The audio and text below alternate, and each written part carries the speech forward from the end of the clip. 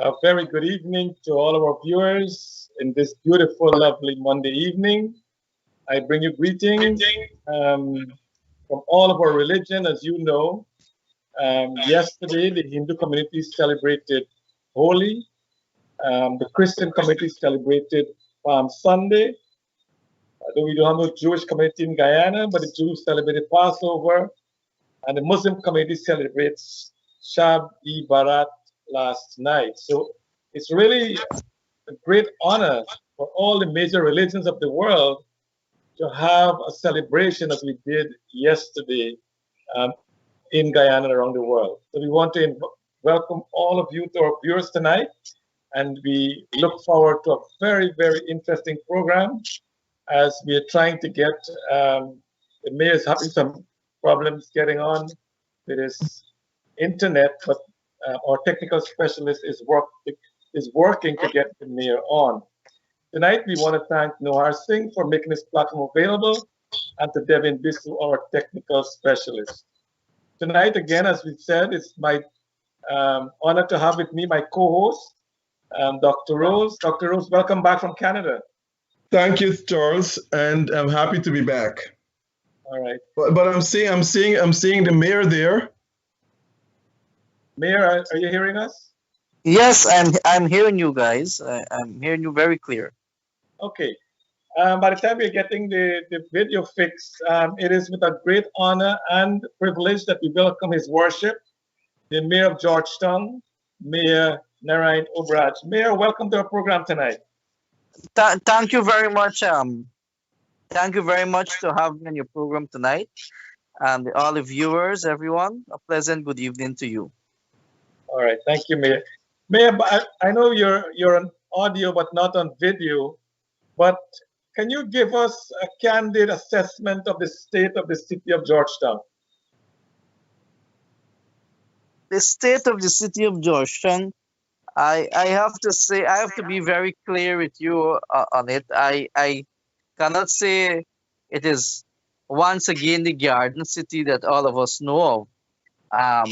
It's a city that there's a lot of infractions, and with this scenario with garbage piling up in many areas of the city, and we are working with agencies, government, to see how we can able to have um, bylaws and salaries act in place so that we can deal with these issues around the city.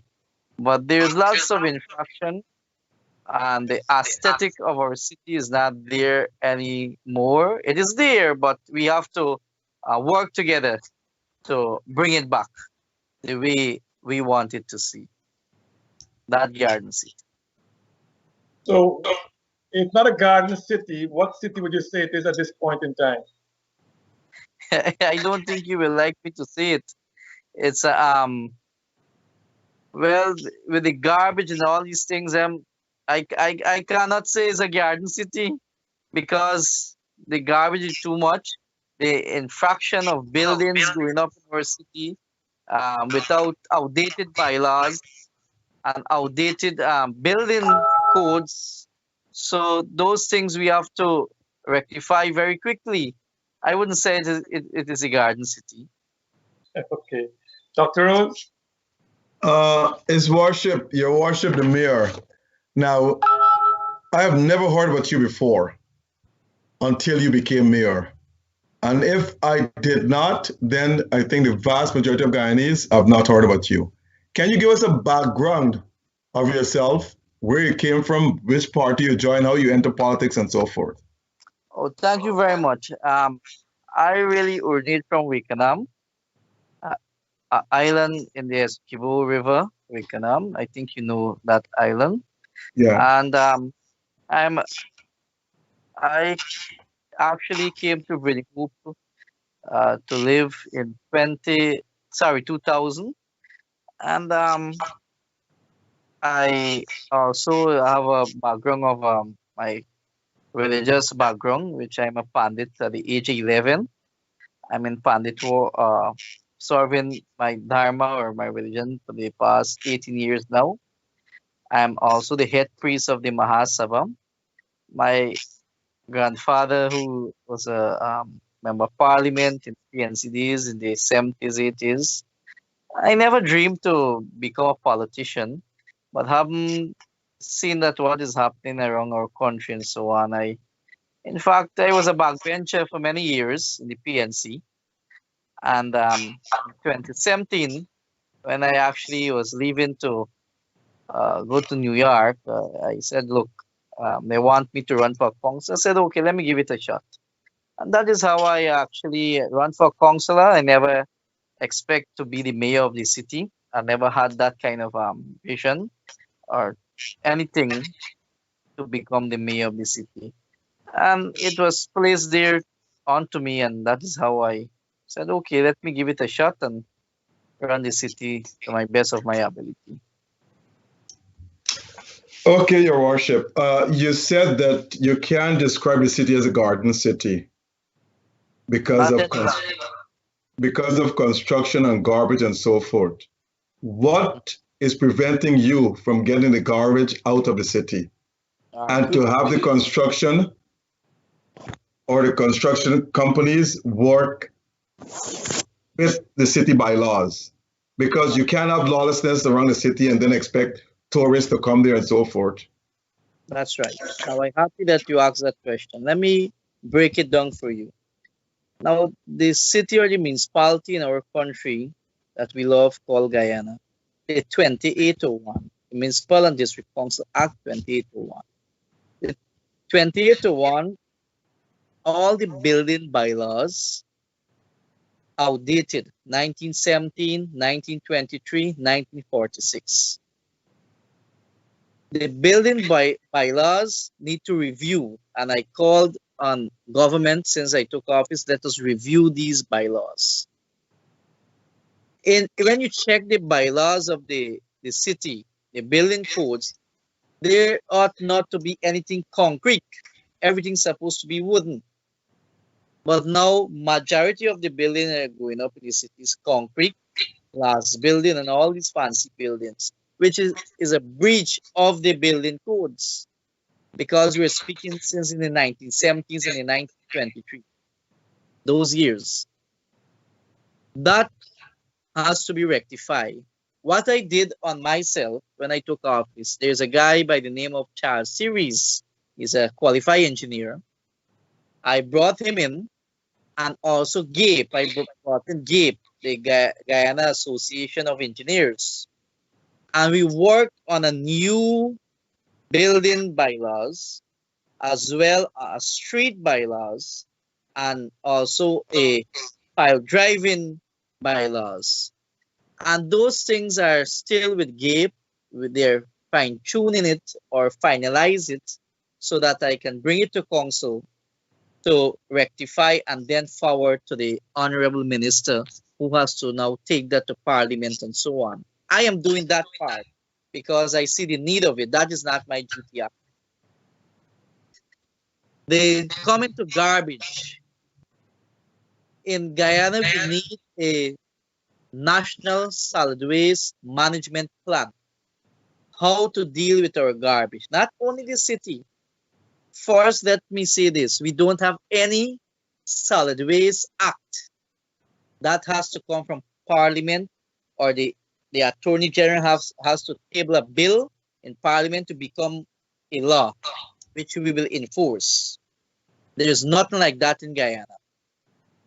Secondly, there is no bylaws to deal with littering or garbage, whether the city level or the NDC level. Nothing like that. Again, that has to come from the AG office. Take to parliament in a form of a bill, debated, get the approval of the legislation arm, which is parliament, and that now become a law.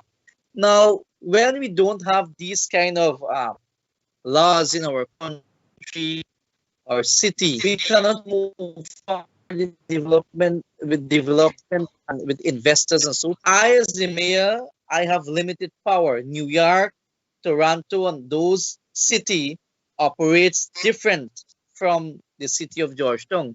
we still follow the British style of leadership, which the mayorship is just to chair the council meeting, to create policies. And policies, you cannot create policy to tax the people out there, because you have to get some kind of legislation to back up that policy, to charge amount of fee, and so forth. So those things need to be done, because you're speaking of a oil and gas sector now, which you have a vast of majority investors coming to our city. We need to rectify those things very quickly. And you spoke about the buildings and solid waste, garbage. I want to touch on the next topic, which is the oil and gas sector. There is no laws or policy or bylaws to deal with oil and gas sector in the city of Georgetown. You find that pipes and all these material pass through the city every single day. And you go and do the research in other countries like Australia, Kenya, and all these countries where the city, these things pass through the city, they have to pay a revenue to the city. But that don't happen here in Guyana. We only concentrate on one revenue base, rates and taxes, which cannot sustain the city. My garbage bill for a month when I took office was 35 million Guyana dollars. I work and able to negotiate with those contractors, and we get it down to 15 million Guyana dollars. Still doing the same work. So to tighten the screw, we need proper legislation, and that has to come from the Minister of Local Government and the AG office, which is the Attorney General Office. Okay, Mr. Mayor, I'm dark in this house. Charles didn't even tell me I didn't put out my lights. Now, from what you're telling me, the city, not much has changed since independence, with all those bylaws not updated and so forth. So how is the city functioning? Well, not only under your term, but in previous administrations. Are you telling me that the city, that these are still the backward laws that are there and nothing has changed for almost over 5 decades? Exactly. The not a change. It is same act, the same 28 to 1. We're dealing with, like I mentioned, the bylaws is outdated. Many of it need to revise, need to upgrade to suit the 21st century. And I like to say this very clearly. It can be which mayor go to run the city of Georgetown, what qualification. You can be a lawyer, doctor.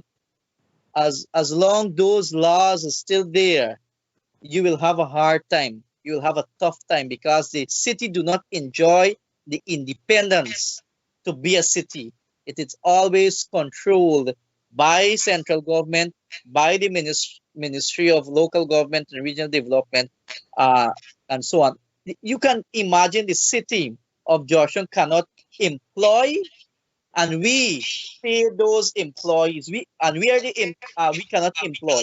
We have to employ through a local government commission, which sets up by a different act, right, with the opposition and the government side. Look, and who will have the majority? Government side. So that is how we do our employment. We have to go through a process and a procedure, a different story. So we cannot even fire. So you may have an incompetent officer, which the city has, and you cannot do them anything. You cannot discipline them. You cannot fire them. Right now we are in court. The city engineer took the council to court because we had wanted to discipline him. And he said, look, the council do not have authority to discipline me. And he took us to court. That matter is right now before the Chief Justice herself. That is the laws we're operating. So as the mayor, you have no power. Anyway, Charles, over to you. I'll come back to that topic. Mr. Mayor, I know you've been talking, Dr. Rose, and you've been putting all the blaming on what is not in the act, or the act is not updated. But within your parameter as mayor, you can employ people. I mean, I think the problem with the employment is for the senior employee, but the junior staff, the city and council can employ them. Is that so? No, sir. Everything has to go through the local government commission. Even the cleaners? Even the cleaners, sir. Even the chairwoman, sanitation workers, everything has to go through the local government commission. And they have to approve it first. Exactly. Okay, Mayor, Mr. Mayor, are the citizens of Georgetown getting value for their money with the taxes and rates that they pay? Okay, good question. I happy that you asked that question. Now, the last valuation had done in the city since 1990. And every 5 years, you ought to have valuation. You cannot compare that the citizens are getting value for their money, because the taxes that you are paying to the city council cannot even run the city. And I want to say this, this guy, I had read about him. I think it's Dr. Rose as well. I don't know if it's the same Dr. Rose, when Cherry had put an interim, and it was headed by Professor Rose, sorry. That's James Rose. Yeah, James Cousin. Rose. Right. A cousin. Yes. Good. I read a report on him when he said to Cherry in his report that, look, this city cannot run by rates and taxes alone. There's some kind of other revenue base you guys need to make to gain revenue in the city, because you have building that still pay the city council $1,200 Guyana dollars, $1,600 Guyana dollars, 12,000, 20,000 a year in taxes. Compared to US dollars, it is no money. And this building I'm speaking of is 4, 5, 6-story building. Those people still operate those building now is commercial, but they still paying residential taxes. I cannot do anything. The valuation office, which is an arm of the Ministry of Finance, has to follow the act, which the act stipulates very clearly. Every 5 years, you need to do a reassessment, revaluation of properties in the city. So when you speak on value of money, so Mr. Tom may not pay the rightful tax to the city, so he cannot get the output from city council. You're always in a struggle. No, I understand that, Mr. Mayor, His Worship. I understand that you're not getting adequate rates and taxes, but for the taxes that you receive from the citizens of Georgetown, are they getting value for money for that which they paid into the city council? Not, I would say 100%. I would not say 100%, because most of those money, the taxes go to the solid waste, a department that brings in no money. That department take away close to 70% of our budget. Then you have to deal with the salary and wages for staff, which is close to 118 million, 118 million Guyana dollars per month. You know, so then you got the markets to deal with, and our markets, the revenue you collect from the markets, it's $1,000 still a month style rent you pay, right? $1,000 a month, right? That is less than that's $5 US a month you still pay. Yeah, I empathize with you, because the revenue generation, it's not there. But would you consider asking the minister to initiate a value-added audit, so you can get value for the money that you're receiving now, and hopefully in the future, not too distant future, that they would initiate those amendments to the ordinances so you can actually do your job as mayor? Or would you initiate with the minister the probability of having a value audit? Well, I'm very clear with you. I am not an person knows about all these audits.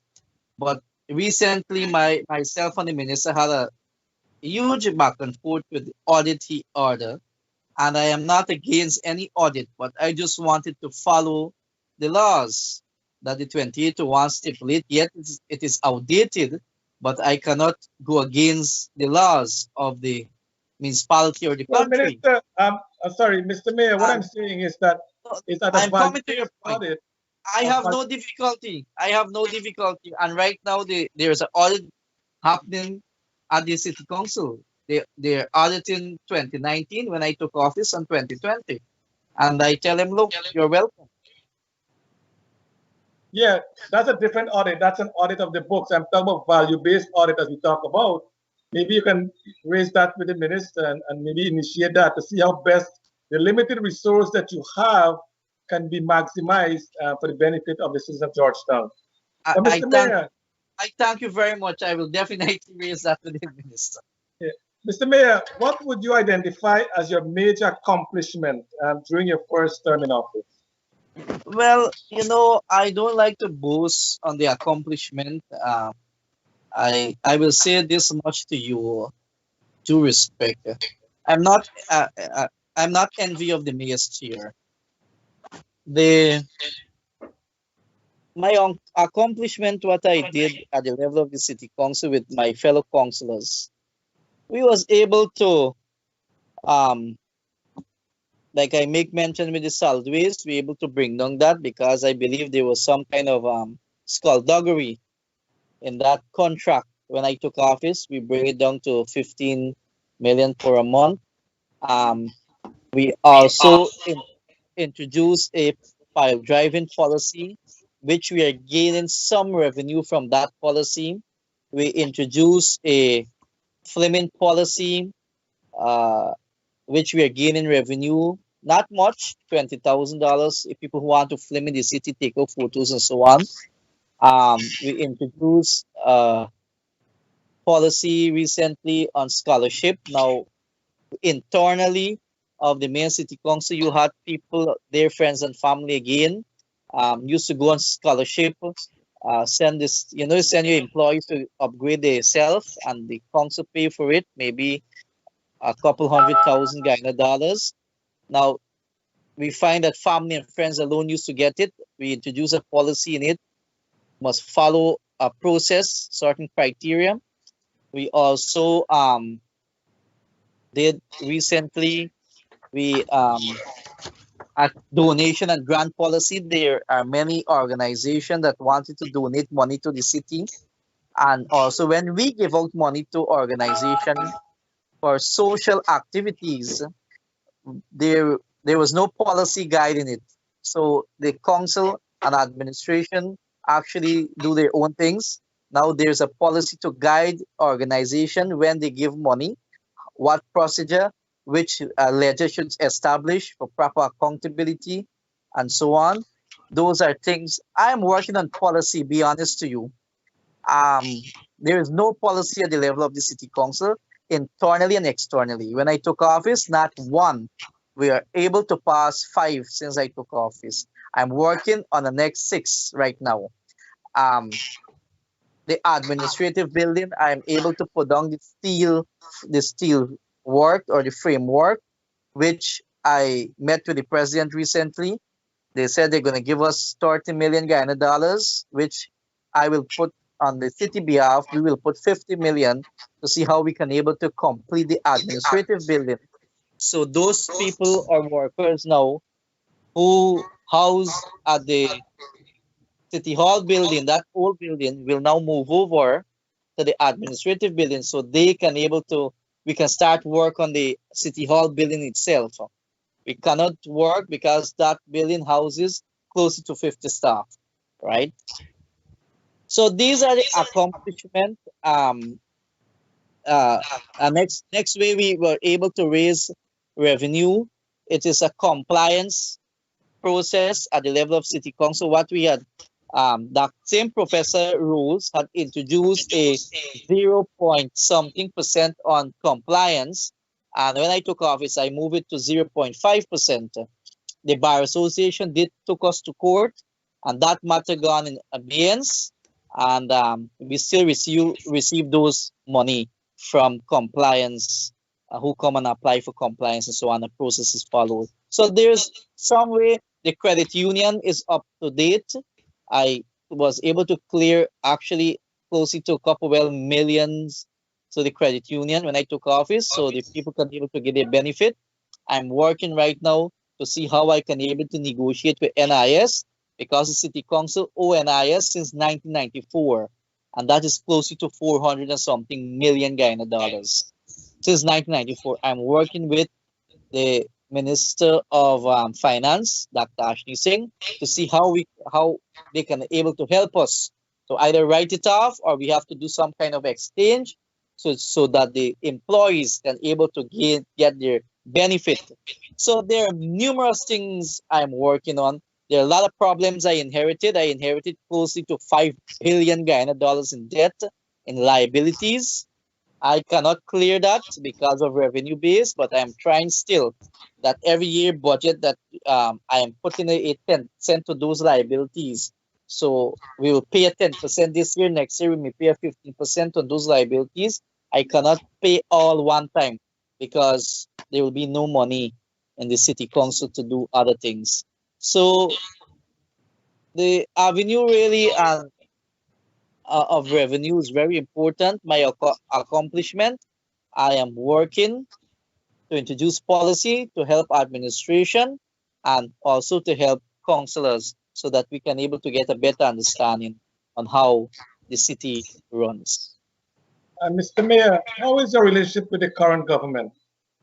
Well, I wouldn't say 100%, but I will give a breakdown. I met when the government took office. I met with the minister, both ministers, sorry, Minister Nigel Darmlal and the minister within, Minister Anand Prasad, and they promised the city that they're gonna work, and which I did, and I will say it again. I'm willing to work with any government, willing to work with the government for the benefit for the people of the city. Put aside politics, and I'm happy that when the president met with me last Monday, so that we discussed numerous things, projects, city hall building, and cleaning up in the city, and the building permits, one window, right away. Those are things that I discussed with the president, and I am telling you this here, that I'm a mayor for all the people of the city. Put aside politics, race, religion.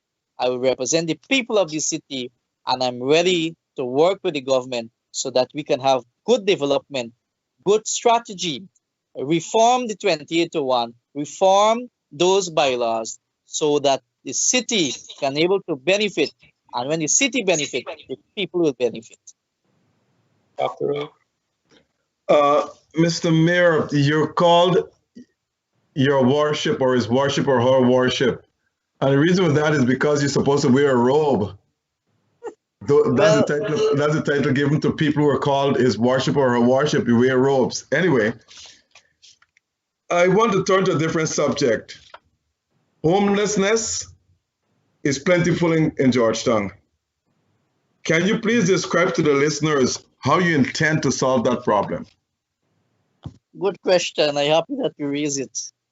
Now, in in 2020, I met with the Minister of Human Service, Dr. Vindi Prasad. And again, like I said, their agency, these things fall under or come under. The city council has no authority or no there's nothing in 2801 that give us any kind of authority to deal with social rejects. So what I did, I tried to reach out to the minister, which is Dr. Vindi Prasad, to see how we can able to establish a special unit so that we can deal with social rejects together. Don't mind, it is not under the main city council, but I'm reaching out to her to see, let us establish a special unit under the ministry with civil society, private sector commission, and other agency to see how we can able to help them. And it was not fruitful. I recently make a comment in the media again about it. I recently wrote a letter again on it, and no one is paying attention. The social rejects also, um, they take the garbage and dump it all over in the city. They stole people mirrors from the vehicle, and all these things happen in the city. So if you get a home and you treat these social rejects for the illness and put up a proper strategy how to deal with them, and people's also NGO need to stop feed them on the road. Take the food to the home. They will go to the home, but I cannot pronounce on that.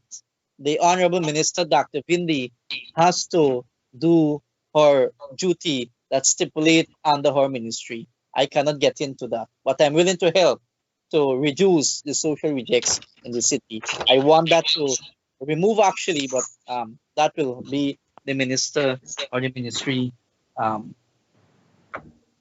they will have to go ahead with it. Okay, okay, Mr. Mayor. Now, is the city in charge of the national park? No, the city do not in charge of the national park. The national park has a body by itself. Same thing for the national zoo. We do not in charge of those areas. That has a body by itself. Mr. So, Mr. Mr. Mayor, I'm hearing your answers, and you're passing on the blame to the government to get things done. So what's the purpose of city council? Should it be abolished? Well, I wouldn't say abolish. Is again coming back to the laws. I believe national park should be under the city council. I believe the national zoo should be under the city council, because all of these things fall under the city. It's within the city. I didn't create the 28 to 1. I gone there and reached the 28 to 1. I'm calling on the government, sector commission, let us come together and reform all these laws. For example, you have EPA, Environmental Protection Agency. They're responsible for the if you find a set of fish that got us. All the names for that. If the city, the mechanic or the people who throw on the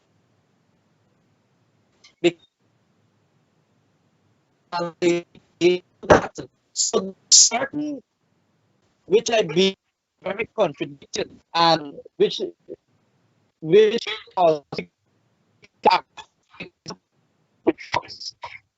Mr. Mayor, your internet is breaking up. You take a break now, and then we come back. Hope you can fix your internet so we can see you actually online. But we'll take a minute break. Audience, don't go anywhere. We'll be back shortly. Allfromonesupplier.com has all your grocery needs, plus all of your West Indian items. Purchase all your groceries and all your West Indian items from one place and get free delivery to your homes and free shipping. Allfromonesupplier.com has free deliveries locally in New York and free shipping to all U.S. states. Our shoppers choose the best items, packaged nicely, and delivered to your home. We have all your grocery needs and all your West Indian items, a one-stop shop. So place all your orders on allforonesupplier.com or call 718-551-3292. That's online at allfromonesupplier.com or call 718-551-3292. Get all your groceries and all your West Indian items from allfromonesupplier.com with free deliveries and free shipping to all U.S. states. Travelspan offers all airlines, such as American, Caribbean, and JetBlue. So let Travelspan compare all airlines and offer you the best fare. Call Travelspan at 718-845-0437 for the lowest deals between New York, Miami, and Guyana. That's Travelspan at 718-845-0437. Call Travelspan in New York at 718-845-0437, Georgetown at 227-1701, or Berbice at 337-4287. In New York, 718-845-0437, Georgetown 227-1701, or Berbice 337-4287. and West Coast Demerara at 269-0140. Let Travelspan book you the best deals for you and your families.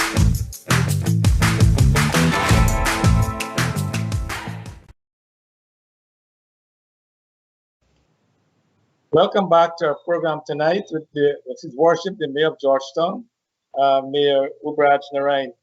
We still have not been able to fix his camera, but this is we're getting him by other medium. So, Mayor, welcome back to the program. Mayor, we're very concerned of your answers tonight. Are you telling us that successive governments have held the Georgetown City Council at ransom by not giving the mayor and the council authority to get things done? Is that what you're telling us? Exactly, and I have no fear of saying it. That they neglected the city, and I speak neutral here. I speak as a mayor, right? Both the past government and even I hope this government do something because they went there for 20-something years and didn't do it for the city. The city is really in a terrible state, and I'm happy that if we can able to change our laws and give this city some kind of authority. Mayor, the meeting you had with the president, was that at the behest of the president, or was you requested the meeting? Well, no, I requested the meeting, and I took my agenda, and the number one of that agenda is 2801, the Municipal and District Council Act, Chapter 2801, to review reform. Okay, and the president did respond by saying that he released to the council $100 million. How will that money be spent? Well, the $100 million, let me make it very clear that is taxes that government owe to us. Government owe us actually over $1 billion dollars. So that will be advanced to that $1 billion. Now that $100 million, I actually said we're gonna start City Hall building because City Hall building is falling apart every single day. The wind blew recently on Friday gone, and one of the gutter fell down. So it is falling apart every day, and I want to make a start on that building. And the $100 million, which is the tax money that we pay in advance, on that $1 billion, we try to commence work on that City Hall building. I'd like to give you a breakdown, if you don't mind, how the city process building plans. Many times people ask this question, and we have investors now coming to Guyana. Now let me give you the breakdown on building plan process in the city. Number one, we do not responsible for zoning in the city. Zoning comes from the Ministry of Housing, which controlled by central government. So now, as an individual, you come and apply at the Mayor City Council to process your plan. From City Council, it goes to Public Health. Then it comes back to the City Council. Then it goes to GWI, Guyana Water Inc. Then from GWI, it comes back to City Council. Then from there, we go to Central Housing Planning Authority. Then from there, we go to Fire Service. From Fire Service, then it comes back to City Council to sign off and give to. You see, the among the agencies, the one plan has to go through, and I call that procrastination. We should have a board where all the agencies reach maybe 2 times a month and give the approval of these the plans that people submit to the City Council. So within this will take actually 1 year. Mayor, I'm going to give you something that is within your jurisdiction, the cemetery, La Pintier Cemetery. It is a disaster. It's an embarrassment to Guyana. I don't blame you, but successive administration, City Council has failed to maintain that place in a humane condition.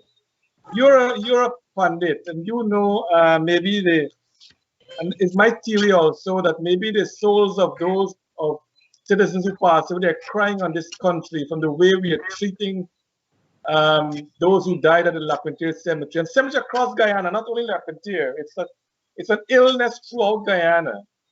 What would you do under your control to bring the Lapintier Cemetery to a state that we can not be proud of? It's, you know, people who died there, but at least a level where it's not an eyesore as it is now. I'm a pundit, and that actually tear my heart every single time I look at Lapintier Cemetery. And I can say this: when I took office, I do a demonstration on a whole block of the cemetery, how I believe it should upkeep and what the looks it should reflect to the public. And it's still there. I try to maintain it with voluntary workers. Um, it's a huge cemetery, and that again, I don't want to blame government for everything, but we need the cooperation from government. We need the cooperation from private sector commission and civil society.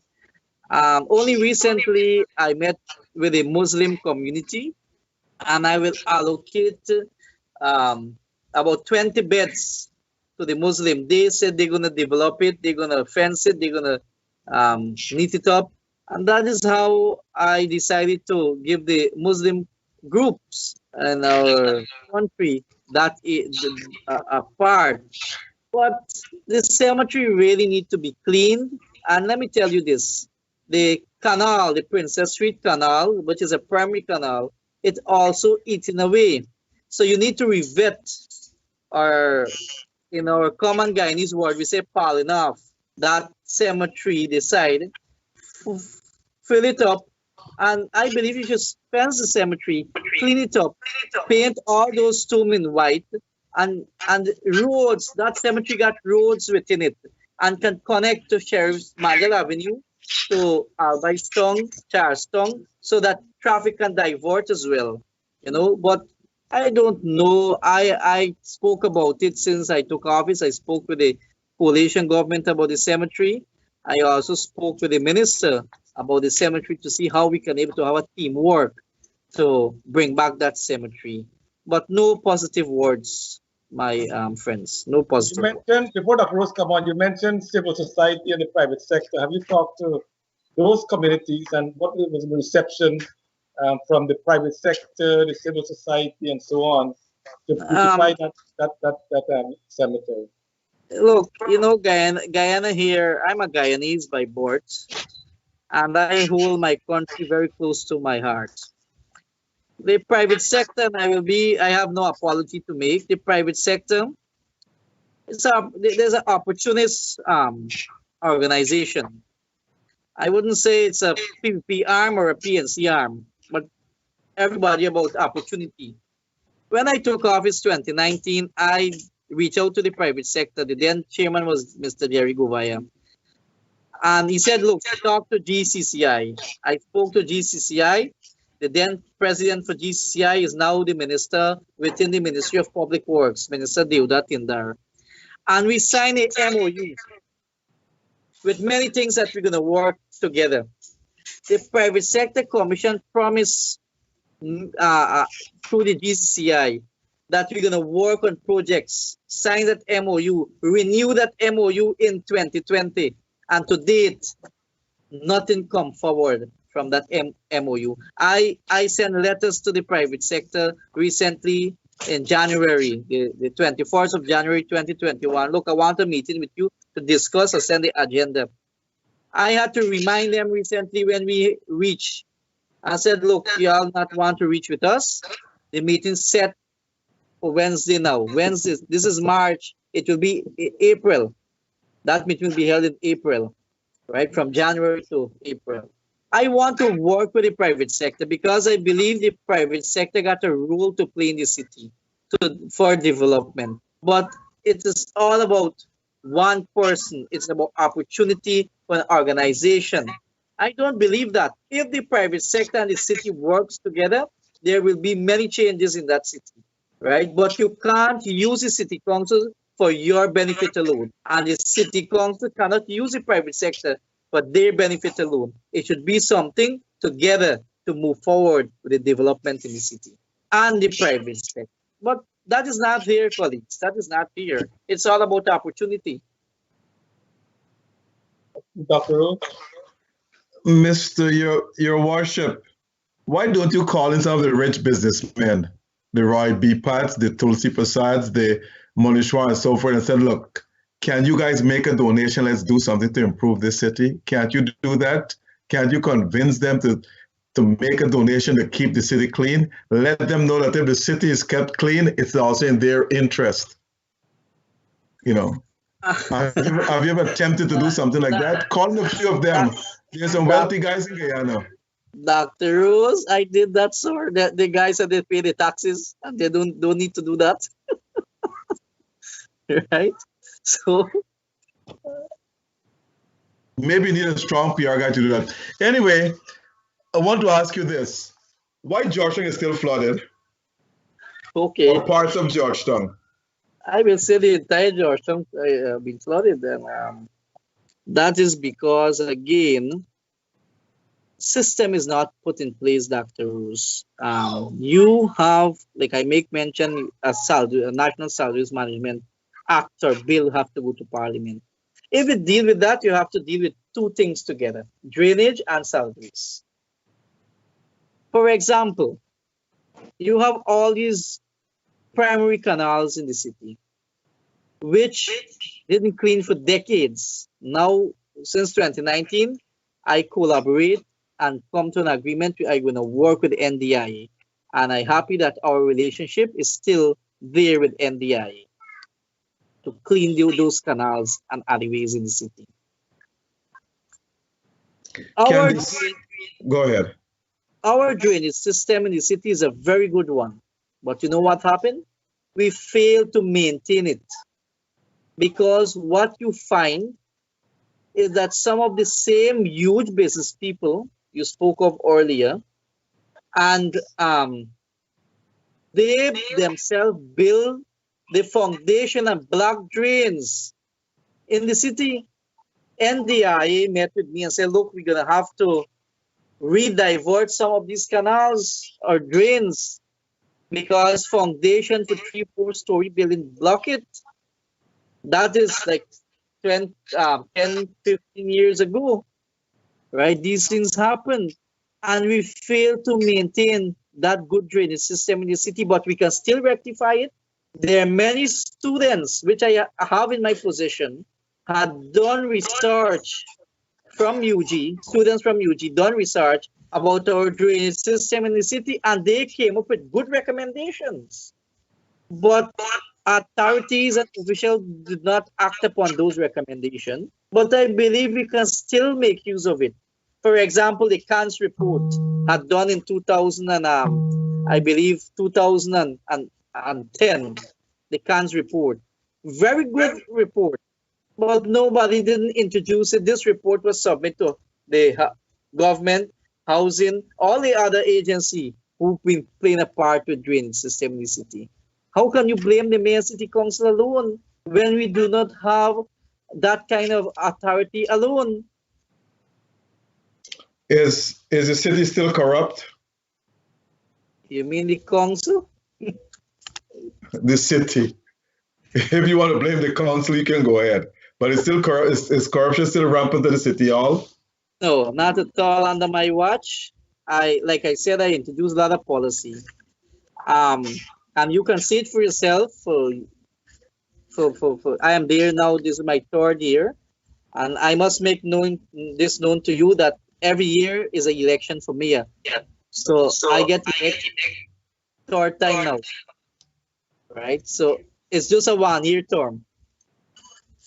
Okay. Now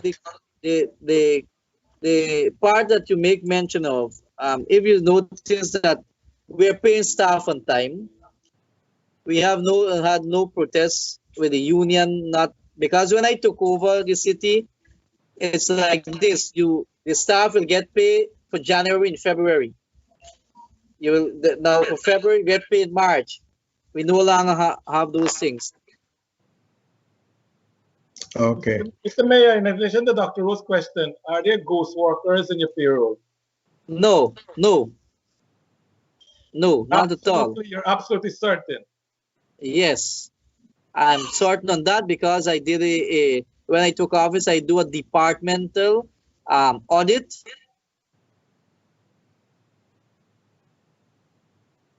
Hello, Mr. Mayor? Hey, Mayor, Yes, dear. you're muted? Mr. Hello? Mayor? Yeah, Yeah, we're we heard hearing you you now, before. yes.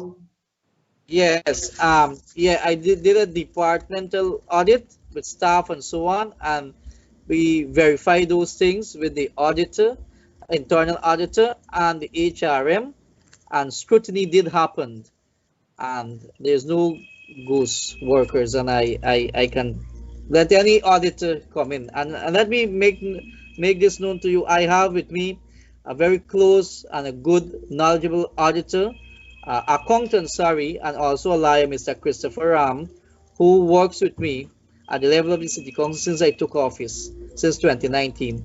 He gave me advice. He came in recently and did a walkthrough, and he also made recommendation, and also the staff met with him, and he actually doing these things free of cost, Mr. Okay. Go. Okay. There are several abandoned buildings in Georgetown. Many are beyond repair. What action has your administration taken to pull them down and get some other building to be built on those lands? Because if people just abandon them, they're not paying taxes. There are several of them. Dr. Rose, I wish if the laws permit me to do so, I would have done it already, very quickly. But the laws do not permit me to do any such, and that is the problem. Like I said, we need new laws, we need new bylaws, so those buildings will remain there. I can't do nothing. So you're telling me that there are abandoned buildings in Georgetown and you're not allowed to pull them down? Exactly, sir. I can't do anything. I can't enter in no one private property. Okay. The botanical gardens, the city's in charge of that, am I right? No, that is the National Zoo. No, we're not in charge of the zoo. Neither the garden. So, okay, I gotta move on. The city's in charge of repairing roads in the city. Yes. So why are there so many potholes? Why didn't know the stop signs? There are some stop signs, we can already see them as stop signs, and no entry signs, some of them written on road of itself with white paint, and the paint has been washed away.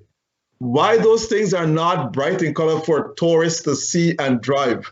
Because if someone like me come to, I don't know what's a no entry zone or no entry road, but it's written there and it's washed away, and I will drive through. So what I'm saying to you, why are not these things, simple things done? Okay, now quickly. It is not about complaining, but this here, the marking of the roads has to deal with the chief traffic officer or the traffic department, which both city council and that department ought to work together. But there is no working relationship, which we try to ignite. The roads, I can tell you this, that many roads had done in the city from since 2019 to now, and right now we are working again with the minister, Bishop Edgil, to have some more roads in South to do, to upgrade and to revet and so on. So the roads that we are working on that, and because why the city council is not able to do it by itself, lack of revenue and finance. So you say the picture you're painting here tonight, that the city has limited ability or power to do anything on its own. Exactly, sir. And that is what I'm saying all the time. So what powers do the city have, All right. or the city has? Good question. Now, the bylaws and the laws that we operate within, for example, you have the bylaws like for building, which I explained that earlier to you. We ought to pick up the garbage, which 70% of the revenue go there. waiver of boundary, if a land want waiver of boundary, they apply to the city council. We get a little $25,000 from that there. Rates and taxes, we clean the drains and the other areas, the what you call this reserve and so on. We try to maintain those areas. The promenade garden come under the control of the city. We maintain that garden as well. And the sluice or the cokers or the outer fall of the city, we maintain those as well. And there are other um, areas that which we try. The health, we have a department of health. We offer health service. There are 3 health centers, and we offer our centers offer different type of treatment, especially the pregnant mothers, vector-borne disease, and so on. We deal with those things at the city level, which I'm trying to get the Ministry of Health also to come with us, to collaborate with us, so that we can have more equipment and resources to help the citizens of Georgetown. So there, those areas, simple areas, the markets, we control the markets, which we wanted to upgrade those markets, but $1,000 rent cannot pay to upgrade the markets. There is no kind of revenue. And, and there's no way we can change it because the bylaws to market stipulate the price and everything for stalls since 1927, I think. In front of Starbury Market, the traffic there is chaotic. It is under the city purview to clear that market or to regulate the system there, or is the government again? No, of course, Dr. Rose, the 2019 project that the council submit to the then government and even to this government is a redevelopment plan for the entire Starbrook area. And I wish to share with you that plan. I can send it to you, and you can share it to your other colleagues. I'm still working with government to see how we can able to get that project off the ground so that the vendors, bus parks, car parks, and all these other areas at Starbrook go down right down to GBTI Bank will have a different look. That project has been submitted to the minister, to the president, and I hope we get somewhere with it. I also asked the fire station to be removed, and when the fire station removed, the project stipulated that that entire stretch from the wharf, from the river to the fire station, there will be a transportation hub for SCUM, for SERV, you know, with all the different zoning and buses and so on. So I can share that project with you, and you can have me back on your program and ask question on it. Before Charles come in, quickly, parking meters. Are you going to have parking meters in the city? Well, I maintain it that there will be no parking meter under my watch until we have parking lots. Because if you introduce parking meter, the contract is a bad contract, that a bad deal, and I'm not going to sanction it under my tenure. I would not bring it back that easily. But parking meter is something needed in the city, but you need to have parking lots as well, so that people can able to go and park, and who want to use a parking meter can use a parking meter as well. Okay, Charles. Mr. Mayor, what about parking garages? Are you thinking of Well, sorry, parking lots. You can have parking garages as well. Either one. Parking garages is a paid service. Yes. A paid service, it can be lesser than the parking meters. But let me tell you my plan for the parking meters. Let me just quickly outline it to you. I share this with a few colleagues. Now, if you got over 10,000 vehicles coming into the city for a day, and you have parking garages or parking lots, you don't need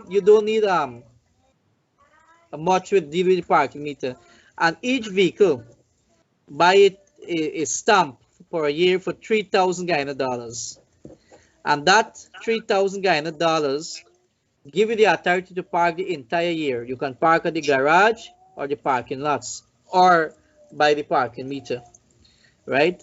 Or the roadway, which we call it. And that there will bring in closely to over 900 million Guyana dollars per year. And you only calculate for cars, leave out minibuses and trucks and all these things in. But a proper strategy, there's a comprehensive plan I'm working on to introduce it. I will send it to government. If they find fit with it, they can take it to the parliament.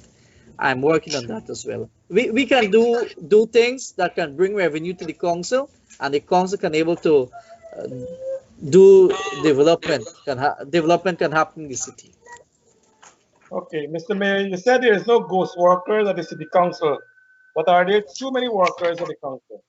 Yeah, there are too many workers at the council, and only recently in our 2021 budget, we are making some of the sections of the engineers, the HRM, the city constabulary, we're making those sections redundant. Mr. Mayor, did you give any waiver of rates and taxes to any individual or organization under your stewardship? Waiver of taxes, I would not say waiver. I will say they get some kind of waiver, because what I did not announce amnesty. What I did, I set up a special committee to deal with waiver of taxes, and those people has to write to the council stating why they need waiver of taxes, give reason. We reach with them on one-on-one. You either get 50%, 90%, or 20%, and you pay your principal. Though we don't touch the principal, but the interest, that is how we're gonna negotiate with you. Some people will have to give them the 100% full, like pensioners, and some areas we do ask the engineer or the building inspector, look, go and give us a report on a building, come back, let us know, and then we issue that waiver. However, the city council had and also did recently waive all interest on 2020 and 2021 until further notice. So no interest will be added to people's account for 2020 and 2021 because of COVID-19. Yeah, and will the list of persons who got waiver of taxes be made available to the public? Will you publish those information? Thank you very much. Yes, that report had submitted to the council, and as long as it's gone to the council, it's a public document.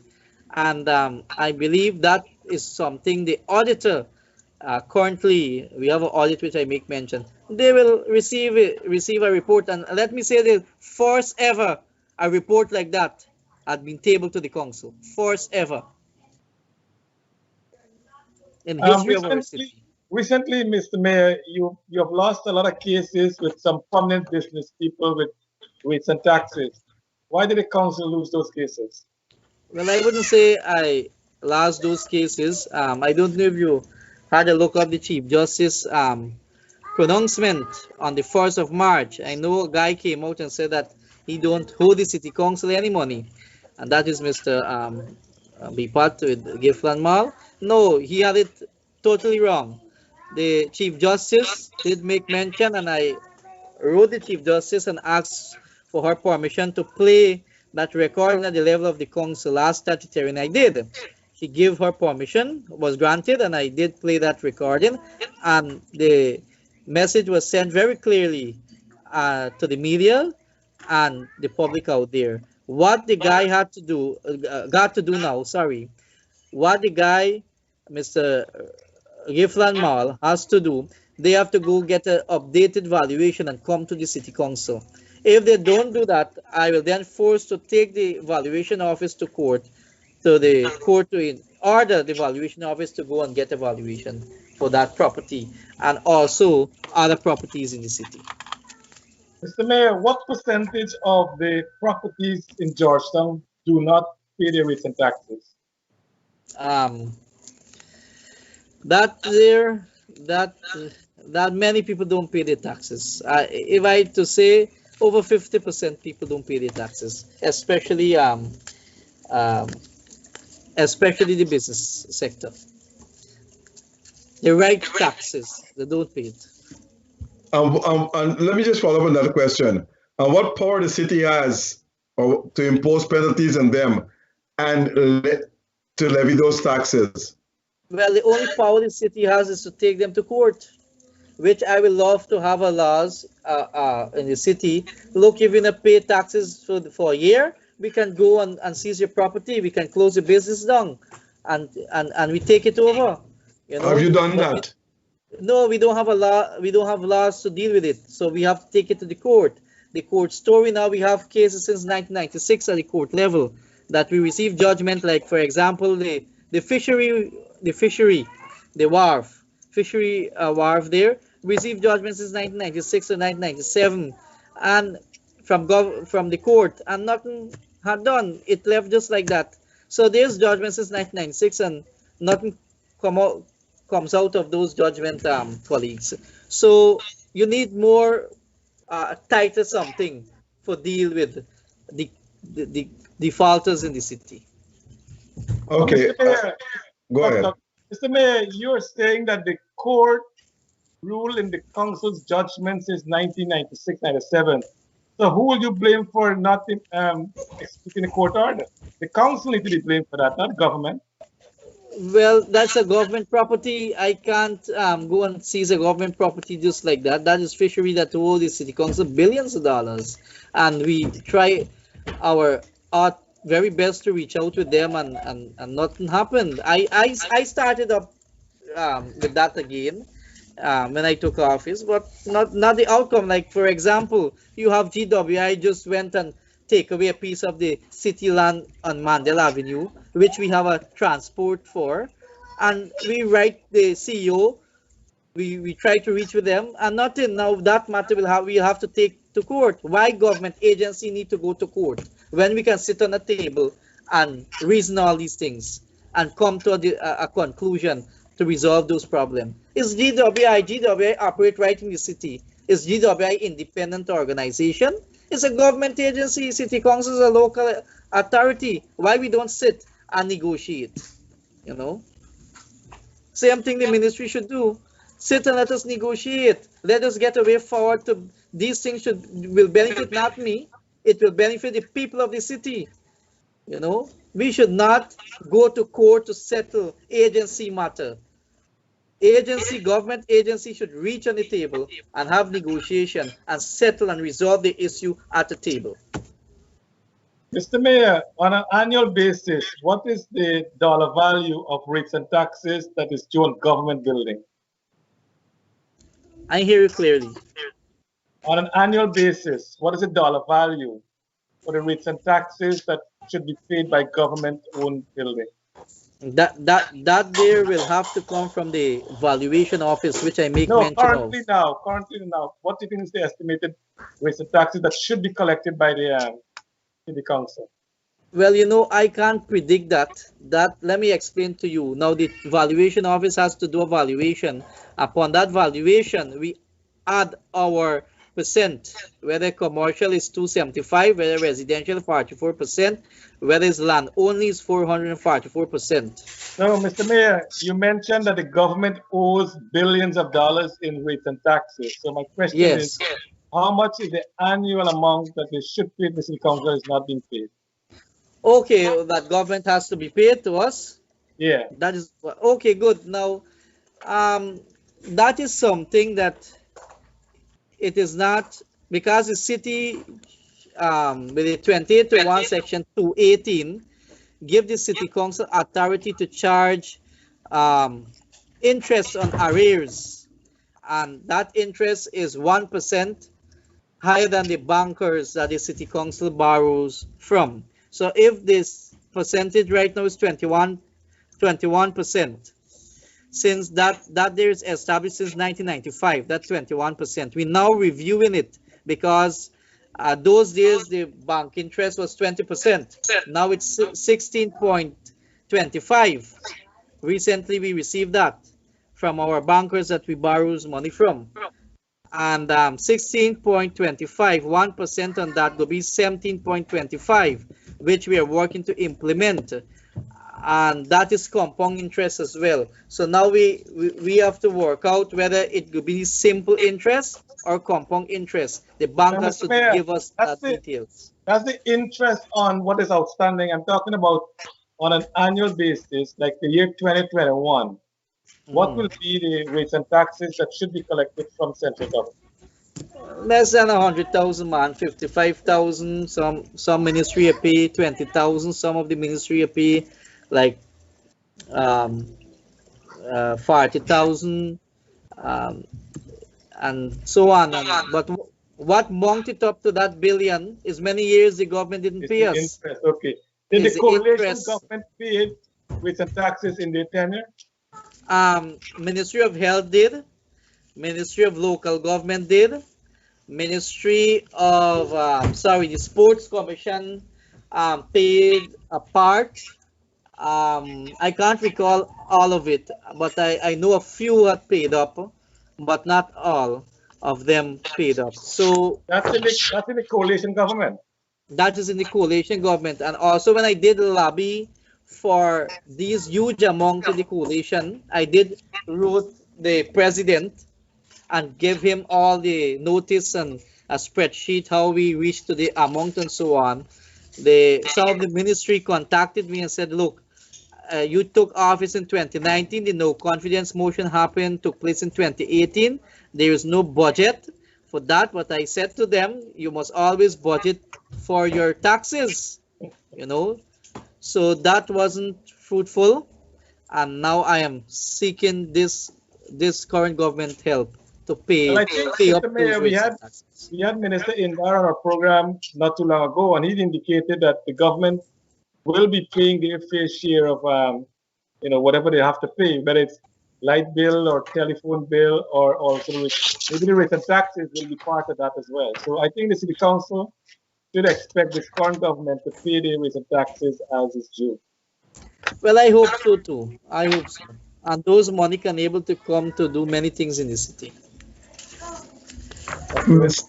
Mr. Mayor, you met with President Orfanali last week, am I right? Yes, sir. That's he being in office roughly 8 months. How many times you met with President Granger? Just once. Once in 5 years? Well, I took office 2019. If Okay, once in 3 years. Yeah. 2019, I met with him when I took office in 2019. Okay. Now, in September 2019, you came to New York and met with Mayor de Blasio. Yes. And you discussed a number of issues, including climate change, the effects of it, mental health issues, waste management, and training opportunities for the municipal staff. Has there been any progress on from this meeting? Yes, I can say this much. The international office of the New York City Council has been in contact with our protocol officer and my special assistants. With the mental health and the next one that you make mention of, climate change, that fall out of my remit. When I actually came back and we was trying to do something in mental health and climate change, they have to go through the Ministry of Foreign Affairs, and then the Ministry of Foreign Affairs will take that to the climate change of the Office of the President. And same thing with mental health, because we don't have that kind of, as a city level, we don't have that kind of authority for Georgetown Hospital and the other agencies that controlled by the Ministry of Health. The solid waste, we did submit a proposal to the Mayor de Blasio, and also with training sessions for the municipal police and so on. We did receive 4 or 5 with proof vests, I believe, and I cannot recall. I believe something else, and the reason why that the training didn't pull off the way it was supposed to is because COVID-19 takes step in March 2020. Okay. Let me turn to politics. The 5 months election saga. You said that APNU plus the AFC won the election Right. and that President Granger should be sworn in. Without Yes. seeing APNU SOPs, why did you make that decision or why did you say that? Well, I have seen it for myself, especially in the area where my wife actually came from. And that is No, but did you see the APNU SOPs? the SOPs for a few areas in Georgetown. Yes, No, to determine some of I it. did for the country. No, I But didn't see all okay. the SOP for the country. I can speak on So, Georgetown SOPs. I saw those, and I had a clear view on the SOP for Georgetown. and did you see what Mingo did? Well, I did saw it on the internet when they had that live coverage, and I didn't went down at the building. I was not there. I did went the afternoon. I think But you was 5. concluded, without seeing the entire SOPs for the entire country that APNU won the elections. Well, both sides was actually what I will say. Both sides had this kind of what I call this in conflict. But yes, I support my political party very strongly, and I Even have though, reason for that. even, I have reason for that. even though it means going against the democratic principles. Well, I wouldn't say that what my own I see on the East Coast, right? For example, in Success, a part of Success, where the PP had a list for 215 people, and the ballot box when it opened at the convention center had over 360 something votes. And that is the area where my wife came from. I know exactly. My brother-in-law live in the States, yet migrated, and he voted here. And that is, he and his entire family voted in this election, in which he lives in New York. He I migrated like know, a month ago. I So, normally I normally will not do this, but let me just say this. What you're saying there, that's not a problem for GCOM. GCOM's supposed to run the elections. Anyway, let's not go back and forth on that. Let's move on. Now, that has been over. So, and now you've been working with the PP government. So the point remains now is this. How much cooperation you're getting from this government? Have you approached them on a number of different issues that are confronting you? You mentioned a few, but some of the major issues that you're supposed to take charge in and work towards, like getting the people to pay taxes, and if the court rule against them, you can't levy against them. Have you approached them to change those laws so that the city could have the power to make sure that they can levy against people? The tax fault? yes, Dr. Rose, that was one of our discussion with the president, and that only took place last Monday at 11 a.m. at State House. We did raise those issues with the president, and the president promised us that he will ensure that a meeting set up with the Ministry of Local Government, the Mayor City Council, and the Attorney General. Okay, Charles. Mr. Mayor, I know we are wrapping up time now, but what is your annual operating budget for the City Council? It is closing to 2 billion. 2 billion. So, and if all the taxes were paid with the taxes, that should suffice running your operational expense. Yeah, but we normally budgeted for 2 billion, my friend, but we don't actually reach a target because of taxes, right? And So if we not budget to that target, therefore we will have a deficit budget. yeah. You know. Quickly, Mr. Mayor, are taxpayers' information easily retrievable at the City Council? Yes, you can come there and uplift your tax information from the City Treasurer Department. Well, I got a report this afternoon with a taxpayer who paid his rates and taxes. When he went there to get the report, they couldn't retrieve his information. That is false. Many people came to me with that issue, but when you actually go there, they receive they receive everything. You know. In terms I of can't really garbage say. collection, I will ask the guy if you know him or her. Please tell him come to me. Let me solve the issue. okay. In terms of garbage collection, you dropped Puran Brothers from tendering. Is that so? No, well, I didn't drop Puran Brothers. There was a process and procedure to follow.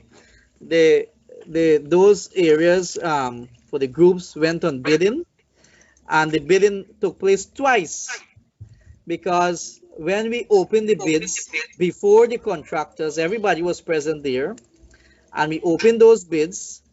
Puran Brothers bid over the amount, over 4 or 5 million per a group. And we said, what? So we give them a fair chance. We said, look, guys, we're going to give you the engineer estimate now. Look, all of you take the engineer estimate. Go and resubmit your bid. We did that, and Puran Brothers just stick to the same thing. So I couldn't do anything. And then actually, two bid, I can't recall exactly what happened. We called him on the telephone. The Salways director called him and said, look, the council want to work with you. Are you willing to accept the price, that which is the engineer estimate? And Mr. Puran said, no, that give somebody else who you think can work with that price. And that was it. Okay, Mr. Mayor, we want to thank you so much for spending. But before you go, you said you never expected to become mayor. No, so from mayor, what's your next step to become what? I will say, Dr. Rose and colleagues, that I will say that whatever the Almighty bless me, that is the path I will go. I'm a man of God, and I guess I'm in politics, but I'm here to serve. And I want to make this very clear. We as mayor, we don't receive a salary, we don't receive benefits, we don't receive duty free or nothing. All we receive from government is 75,000 Guyana dollars. That's it. You have a city council car? Yes, I do have a vehicle which the city council had give to me with a driver and with security. When I leave, that is handed over to the city council. But there is no salary we get, no benefit, no allowances, nothing. $75,000. How do you live? Well, I'm a head priest of an organization. I still do practice my panditai. I am a marriage officer. I'm a custom broker. I am a JP. I'm a commissioner of oaths. I run 2 temples. So that is how I live. Okay, I'll let you marry Charles. So these things, why I make mention of that is I don't want any raise a pay or anything that government must go do something. But these are things cause corruption in our country. You know, there will be no, if it was for my religious background or the person who I am, probably I will be corrupt. You understand? You don't know. And now I see exactly what used to happen in the city council when people blame city council. You know, you have to, and in fact, one of the ministers make mention, look, you have to pay the ministers them right so that they would not be corrupt. I can recall that statement. That's the coalition government said that. But Mr. Mayor, you mentioned that if you were not this person, you'd have been corrupt. Did investors or people come to you and offer you bribes? They did. One person did it when I took office, and it was not a nice thing at all, right? My entire secretariat had to come out and said, Mayor, please calm down.